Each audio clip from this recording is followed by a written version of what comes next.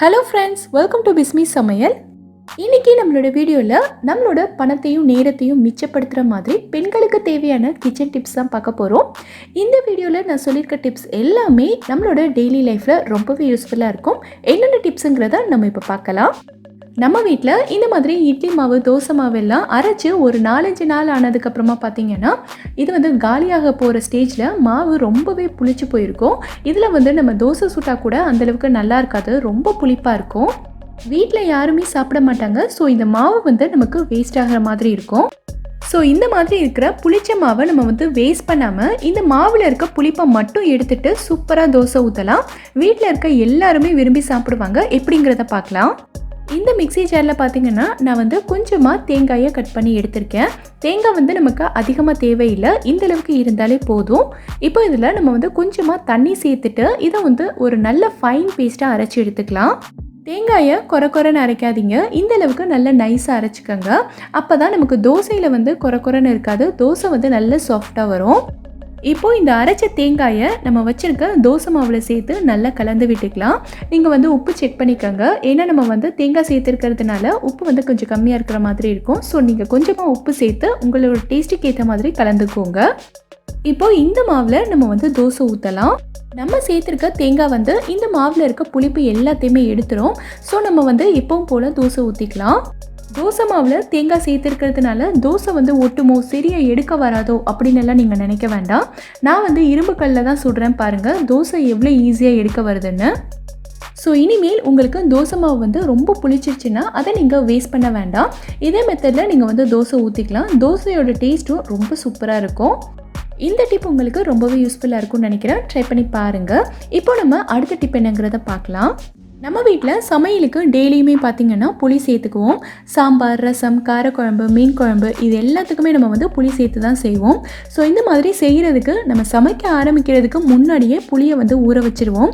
So அப்போ தான் நம்ம புளி நல்லா ஊறி நம்ம குழம்புல சேர்க்குறதுக்கு கரெக்டாக இருக்கும். ஆனால் ஒரு சில சமயத்தில் பார்த்திங்கன்னா நம்ம புளி ஊற வைக்கிறதுக்கே சுத்தமாக மறந்துடுவோம். குழம்பு நல்லா கொதிச்சிட்ருக்கோம், அப்போ தான் நமக்கு புளி சேர்க்கலைங்கிறது ஞாபகம் வரும். ஸோ இந்த மாதிரி ஆகாமல் இருக்கிறதுக்கு ஒரு சூப்பரான ஐடியா இருக்குது. என்ன பண்ணணுங்கிறத பார்க்கலாம். இங்கே பார்த்திங்கன்னா இந்த பவுலில் நான் கொஞ்சம் அதிகமான அளவுக்கு புளி எடுத்திருக்கேன். இப்போது இதில் நம்ம வெதுவெதுப்பான தண்ணி சேர்த்துக்கலாம். தண்ணி ரொம்ப சூடாக இருக்கணுன்ற அவசியம் இல்லை, லைட்டாக வெதுவெதுப்பாக இருந்தால் போதும். ஸோ நம்ம புளி ஊறுறதுக்கு கொஞ்சம் ஈஸியாக இருக்கும். இப்போது இந்த புளி ஒரு அரை மணி நேரத்துக்கு நல்லா ஊறட்டும். அரை மணி நேரத்துக்கு அப்புறமா நீங்கள் எப்பவும் போல் கையால் இந்த புளியை நல்லா கரைச்சி விட்டுருங்க. நம்ம வெதுவெதுப்பான தண்ணி சேர்த்துருந்ததுனால இந்த புளி கொஞ்சம் ஈஸியாக கரைக்க வரும். நம்ம எடுத்திருக்க வடிகட்டி கொஞ்சம் பெரிய ஓட்டையாக இருக்கணும், அப்போ தான் நமக்கு ஈஸியாக வடிகட்ட முடியும். இப்போது இதை வேறொரு பவுலில் இந்த மாதிரி ஒரு வடிகட்டி வச்சு நம்ம ஃபில்டர் பண்ணி எடுத்துக்கலாம். வடிகட்டி இந்த பவுலில் நிற்காது, வலிக்கிக்கிட்டே வரும். ஸோ இந்த மாதிரி ஒரு ஸ்பூனை வச்சு நம்ம மாட்டி வச்சுட்டோன்னா இது நல்லா ஃபிக்ஸடாக நின்றுக்கும். நம்ம கையால் பிடிச்சிக்கிட்டே இருக்க வேண்டியதில்லை. இப்போது இதில் நம்ம மறுபடியும் கொஞ்சமாக தண்ணி சேர்த்து நல்லா கரைச்சிக்கலாம். இப்போ நம்ம இதை மறுபடியும் அதே மாதிரி வடிகட்டி எடுத்துக்கலாம். இப்போ நமக்கு புளி கரைசல் ரெடி ஆயிடுச்சு. இதை நம்ம அப்படியே ஸ்டோர் பண்ண போகிறதில்ல. இந்த மாதிரி ஒரு ஐஸ் ட்ரே எடுத்திருக்கேன். இப்போது இதில் நம்ம ரெடி பண்ணி வச்சுருக்க புளி கரைசலை ஊற்றி ஐஸ் ட்ரேயை ஃப்ரீசரில் வச்சிடலாம். ஃப்ரீசர்லேருந்து எடுத்து பார்த்திங்கன்னா இந்த மாதிரி நல்ல செட் ஆகிருக்கும். ஸோ இப்போ இதை நம்ம எடுத்து ஒரு ஏர்டைட் கண்டெய்னர்லையோ இல்லைனா ஒரு ஜிப்லாக் கவர்லையோ போட்டு ஃப்ரீசரில் வச்சுக்கலாம். ஸோ இந்த மாதிரி நம்ம செஞ்சு வச்சுக்கிட்டோன்னா நம்ம டெய்லியும் புளி ஊற வைக்கணுன்ற அவசியம் இல்லை. இதிலேருந்து நமக்கு தேவையான அளவுக்கு எடுத்து நம்ம குழம்புல சேர்த்துக்கலாம். ரொம்ப ஈஸியாக இருக்கும், ட்ரை பண்ணி பாருங்கள். நம்ம வீட்டில் இந்த மாதிரி பரோட்டா, சப்பாத்தி எல்லாம் மீதமாயிடுச்சுன்னா அடுத்த நாள் காலையில் இதை நம்ம சூடு பண்ணி சாப்பிடுவோம். ஆனால் சில சமயங்களில் பார்த்திங்கன்னா நம்ம நைட்டும் பரோட்டா சாப்பிட்டு காலையிலையும் சாப்பிட்றதுக்கு கொஞ்சம் ஒரு மாதிரி போர் அடிக்கும். அந்த மாதிரி டைமில் இந்த பரோட்டாவை நம்ம வேஸ்ட் பண்ணாமல் இதை வச்சு ஒரு சூப்பரான ஃப்ரெஷ்ஷான பிரேக்ஃபாஸ்ட் நம்ம ரெடி பண்ணிடலாம். எப்படிங்கிறத பார்க்கலாம். பரோட்டாவை இந்த மாதிரி ஒரு மிக்ஸி ஜாரில் கொஞ்சம் பெரிய பெரிய பீசஸாக பிச்சு போட்டுக்கலாம். சிலர் இந்த பரோட்டாவை கையாலேயே குட்டி குட்டி பீசஸாக பிச்சுட்டு இருப்பாங்க. அந்த மாதிரி நம்ம கை வச்சோ இல்லைனா கத்தியாலேயோ குட்டி குட்டி பீசஸாக கட் பண்ணோன்னா நமக்கு வேலையும் அதிகம், நமக்கு டைமும் அதிகமாக எடுக்கும். ஸோ அந்த மாதிரி ஆகாமல் நம்ம ரொம்ப ஈஸியாக ஒரு மிக்ஸி ஜாரில் இதை போட்டுட்டு இதை பல்ஸ் மோடில் வச்சு லைட்டாக 2-3 சுற்றி எடுத்துக்கலாம். பல்ஸ் மோடில் வச்சு சுற்றினாலே போதும், இந்த அளவுக்கு நல்ல குட்டி குட்டி பீசஸாக வந்துடும். ஸோ இதை வச்சு நம்ம ஒரு சூப்பரான பிரேக்ஃபாஸ்ட் ரெடி பண்ணிக்கலாம். ஒரு கடாயில் தேவையான அளவுக்கு எண்ணெய் சேர்த்துட்டு கொஞ்சமாக சோம்பு சேர்த்து பொரிய விட்டுருங்க. 2 மீடியம் சைஸ் வெங்காயம் இந்த மாதிரி நல்லா பொடியாக கட் பண்ணி வச்சுருக்கேன். இதையும் நம்ம உள்ளே சேர்த்து நல்லா வதக்கிக்கலாம். வெங்காயம் நல்லா வதங்கினதும் கூடவே 2 மீடியம் சைஸ் தக்காளி, அப்புறம் காரத்துக்காக பச்சை மிளகாயும் சேர்த்து இதையும் நம்ம வதக்கிக்கலாம். பச்சை மிளகாய் வந்து உங்கள் காரத்துக்கு ஏற்ற மாதிரி நீங்கள் சேர்த்துக்கங்க. வெங்காயம் தக்காளி நல்லா வதங்கினதும் இதில் கொஞ்சமாக மஞ்சள் தூள், அப்புறம் இந்த மசாலாவுக்கு மட்டும் தேவையான அளவுக்கு உப்பு சேர்த்துக்கலாம். ஏன்னா பரோட்டாவில் ஆல்ரெடி உப்பு இருக்கும். ஸோ இந்த மசாலாவுக்கு தேவையான அளவுக்கு மட்டும் சேர்த்துட்டு இப்போ நல்லா வதங்கினதுக்கு அப்புறமா நம்ம ரெடி பண்ணி வச்சுருக்க பரோட்டாவை உள்ளே சேர்த்துக்கலாம். கூடவே நான் வந்து கொஞ்சமாக குழம்பு சேர்த்துக்கிறேன். இது வந்து முந்தின நாள் மீந்த பரோட்டாவோட சால்னா. நீங்கள் வந்து வெஜிடேரியனாக இருந்தால் இதில் வெஜிடபிள் குருமா கூட சேர்த்துக்கலாம். டேஸ்ட் வந்து அவ்வளோ சூப்பராக இருக்கும். இப்போ இது எல்லாத்தையும் இந்த மாதிரி நல்லா கலந்து விட்டுட்டோன்னா நமக்கு வந்து ஒரு சூப்பரான குத்து பரோட்டா ரெடி ஆயிடுச்சு. இதில் வந்து நீங்கள் முட்டை சேர்க்குறதா இருந்தாலும் சேர்த்துக்கலாம். நான் இன்னைக்கு வந்து சேர்க்காம தான் செஞ்சுருக்கேன். அவ்வளோதான், நம்ம வந்து மீந்து போன பழைய பரோட்டாவில் காலையில் இந்த மாதிரி சூப்பரான ஃப்ரெஷ்ஷான பிரேக்ஃபாஸ்ட் வந்து ரெடி பண்ணியாச்சு. டேஸ்ட் வந்து அவ்வளோ சூப்பராக இருக்கும். ட்ரை பண்ணி பாருங்கள்.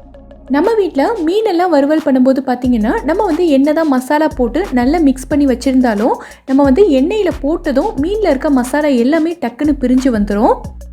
ஸோ மசாலா வந்து மீனில் ஒட்டி பிடிக்காததுனால இந்த மீன் வந்து நமக்கு டேஸ்ட்டே இல்லாமல் ஒரு மாதிரி சப்புன்னு இருக்கும். ஸோ இந்த மாதிரி ஆகாமல் மீன் வந்து நல்ல உப்பு காரம்லாம் ஏறி கொஞ்சம் கூட மசாலா உதிராமல் வெளியே நல்லா கிறிஸ்பியாகவும் உள்ள நல்லா சாஃப்டாகவும் இருக்கணும்னா என்ன பண்ணணுங்கிறத பார்க்கலாம். ஒரு பவுலில் தேவையான அளவுக்கு மிளகாத்தூள் சேர்த்துக்கலாம். கூடவே கொஞ்சமாக மஞ்சள் தூள், அப்புறம் 1 டேபிள் ஸ்பூன் அளவுக்கு கார்ன்ஃப்ளவர், அதாவது சோள மாவு சேர்த்துக்கிறேன். இந்த மாதிரி நம்ம வந்து கார்ன்ஃப்ளவர் சேர்க்கறதுனால மீனில் வெளியில் இருக்கக்கூடிய லேயர் பார்த்திங்கன்னா நம்ம ஃப்ரை பண்ணும்போது நல்ல கிறிஸ்பியாக வரும். கூடவே 1/2 டீஸ்பூன் அளவுக்கு இஞ்சி பூண்டு விழுது, அப்புறம் மீனுக்கு தேவையான அளவுக்கு உப்பு சேர்த்துக்கலாம். இப்போ தான் நம்ம வந்து ஒரு முக்கியமான பொருள் சேர்க்க போகிறோம். இந்த மசாலா கூடவே 1 டேபிள் ஸ்பூன் அளவுக்கு எண்ணெயும் சேர்த்துக்கலாம். இந்த மாதிரி நம்ம எண்ணெய் சேர்த்து மிக்ஸ் பண்ணும்போது பார்த்திங்கன்னா மசாலா மீனோடு நல்லா ஒட்டி பிடிக்கும். நம்ம எண்ணெயில் சேர்த்து ஃப்ரை பண்ணும்போதும் சரி, மசாலா மீன்லேருந்து பிரியவே பிரியாது. இப்போ நம்ம வந்து மீனை இந்த மசாலாவில் சேர்த்து நல்லா மிக்ஸ் பண்ணிவிட்டு ஒரு 1/2 மணி நேரத்துக்கு இதை நல்லா ஊற விட்டுறலாம். 1/2 மணி நேரம் நல்லா ஊறினதுக்கப்புறமா நம்ம வந்து ஃப்ரை பண்ணிக்கலாம். இதில் நீங்கள் பார்க்கும்போதே உங்களுக்கு வந்து தெரியும், மசாலா வந்து கொஞ்சம் கூட உதிரவே இல்லை. எண்ணெய் எவ்வளோ க்ளீனாக இருக்குது பாருங்கள். இந்த மாதிரி மீனெல்லாம் பொரிச்சு எடுக்கும்போது கடைசியாக நம்ம வந்து இந்த மாதிரி கொஞ்சமாக கருவேப்பிலையும் தூவிட்டு அதையும் ஃப்ரை பண்ணிக்கலாம். இந்த மாதிரி கருவேப்பிலையும் சேர்த்து நம்ம ஃப்ரை பண்ணும்போது பார்த்திங்கன்னா ஃப்ளேவர் வந்து ரொம்ப சூப்பராக இருக்கும். மீனோட டேஸ்ட்டும் நமக்கு வேறு லெவலில் இருக்கும். ட்ரை பண்ணி பாருங்கள். நம்ம வீட்டில் மளிகை பொருட்கள்லாம் இந்த மாதிரி பாக்கெட்டில் தான் வாங்குவோம். நம்ம வந்து சேமியா, பாஸ்தா இந்த மாதிரி பொருட்கள்லாம் வாங்கி யூஸ் பண்ணிவிட்டு மீதி இருக்கிறத அப்படியே இதே பாக்கெட்லேயே தான் கட்டி வைப்போம்.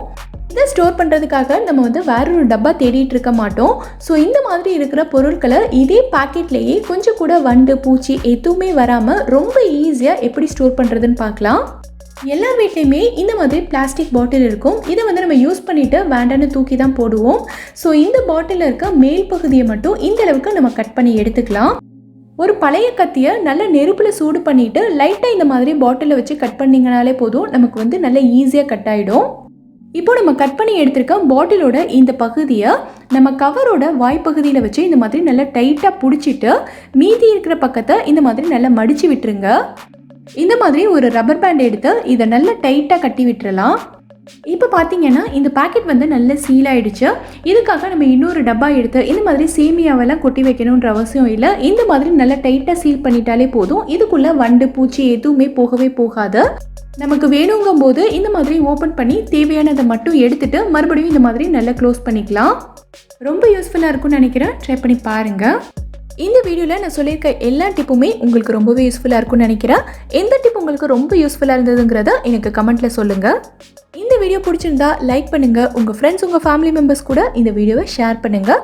மறக்காமல் நம்ம பிஸ்மி சமையலுக்கு சப்ஸ்கிரைப் பண்ணிவிட்டு பக்கத்தில் இருக்கக்கூடிய பெல் ஐக்கானையும் கிளிக் பண்ணி அதில் ஆல் ஆப்ஷனையும் செலக்ட் பண்ணுங்கள். தேங்க்யூ.